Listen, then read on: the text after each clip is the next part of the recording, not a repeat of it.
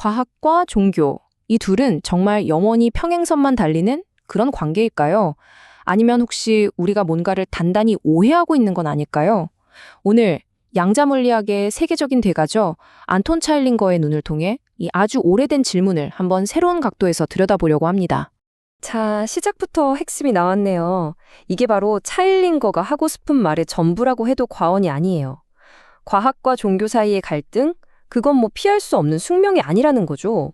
그냥 어느 한쪽이 자기 전문 분야, 그러니까 자신의 역량 범위를 넘어서 다른 쪽 영역을 침범할 때 생기는 일종의 사고 같은 거라는 겁니다.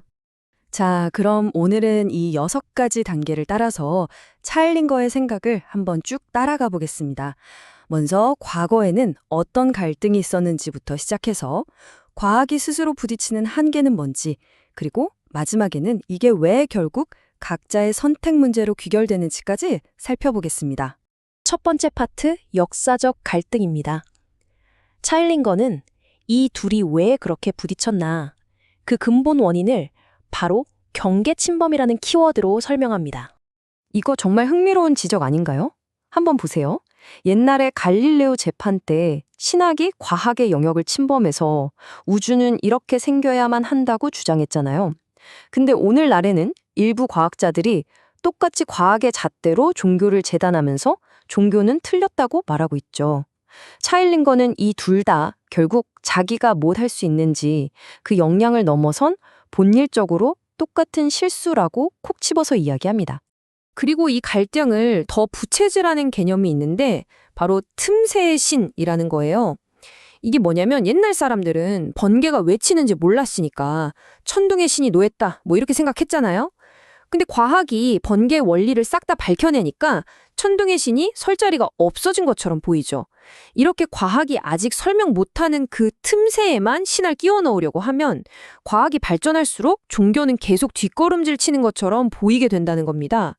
자, 두 번째 파트입니다. 역량 범위의 교차. 차일링거는 진짜 갈등의 씨앗이 바로 여기에 있다고 봅니다. 정말 명쾌하죠. 과학과 종교는 애초에 답하려는 질문 자체가 다르다는 거예요. 서로 다른 영역이라는 거죠.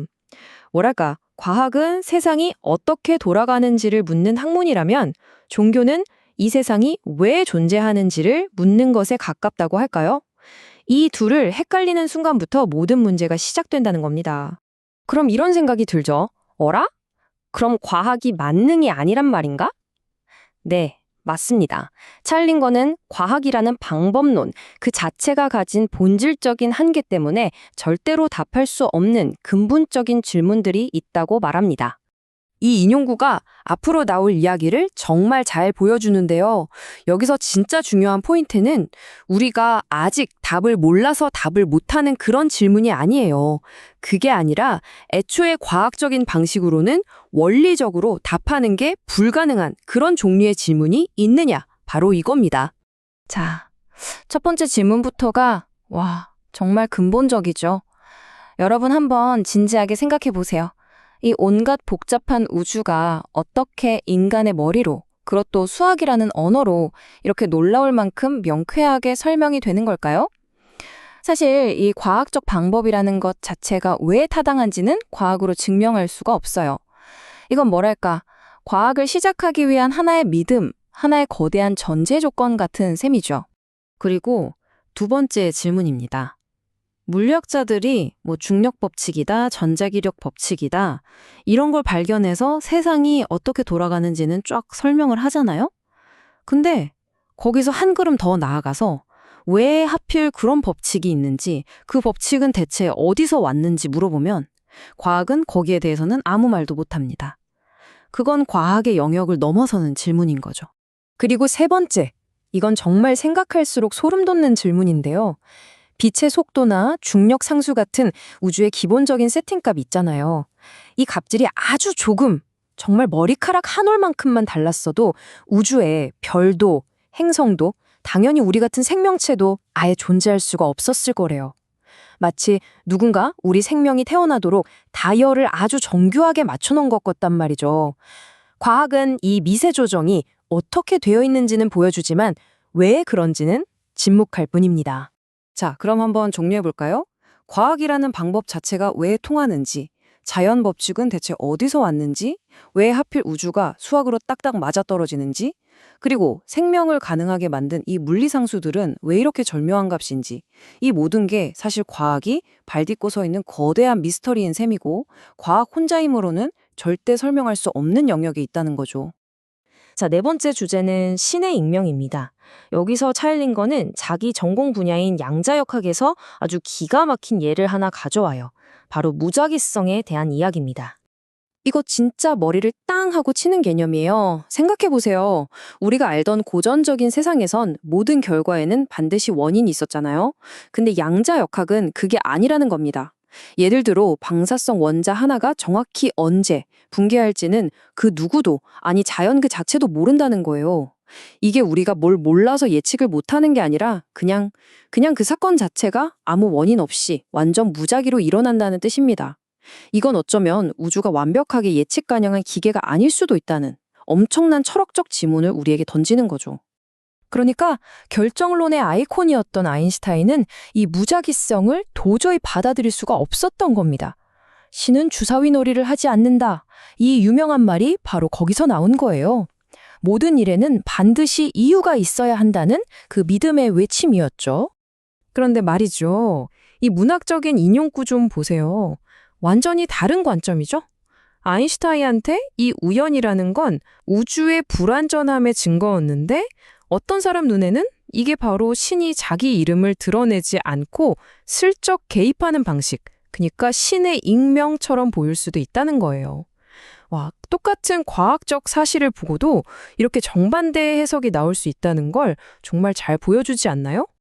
자, 이제 5번째입니다. 믿음이라는 행위.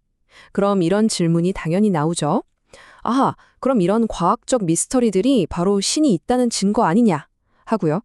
근데 여기에 대해서 차일링거는 아주 단호하게 선을 긋습니다. 사실 많은 분들이 이렇게 생각할 수 있어요.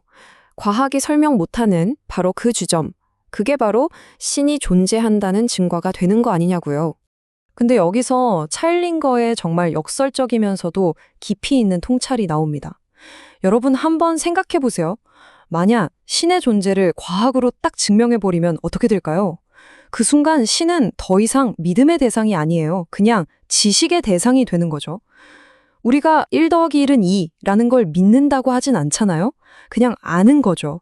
믿는다는 말에 담긴 그 자유로운 선택, 그 결단, 그 모든 의미가 그냥 사라져버린다는 거예요. 그러니까 신을 증명하려는 시도 자체가 사실은 종교의 핵심을 무너뜨리는 행위나 마찬가지라는 거죠. 바로 그렇기 때문에 과학이 딱 멈춰서는 그 경계선 있잖아요. 거기서 한 걸음 더 나아가 그 너머에 무언가가 있다고 결론 내리는 건 과학적 논증이 아니라는 겁니다. 이건 순전히 각자 개인의 선택이고 결단이라는 걸 차일링거는 계속해서 강조해요. 과학은 우리를 문 앞까지 친절하게 데려다 줄 수는 있어도 그 문을 열고 들어갈지 말지는 강요하지도 강요할 수도 없다는 거죠. 자, 이제 마지막입니다. 잔의 바닥에서. 오늘 우리가 나눈 이 모든 이야기를 정말 아름답게 하나로 꿰뚫는 한 물리학자의 말이 있습니다. 바로 불확정성 원리로 유명한 물리학자 베르너 하이젠베르크가 한 말로 알려져 있죠. 자연과학이라는 잔에서 첫 한 모금은 우리를 무신론자로 만든다. 처음 과학을 배우면 모든 걸 설명할 수 있을 것 같은 그런 기분에 빠지기 쉽거든요. 하지만 그 잔을 끝까지 비웠을 때, 그 학문의 가장 깊은 곳에 도달했을 때 그 바닥에는 신이 기다리고 있다. 결국에는 설명할 수 없는 더 거대한 미스터리와 마주하게 된다는 그런 뜻이겠죠. 자, 여러분이 든 잔의 바닥에는 과연 무엇이 기다리고 있을까요?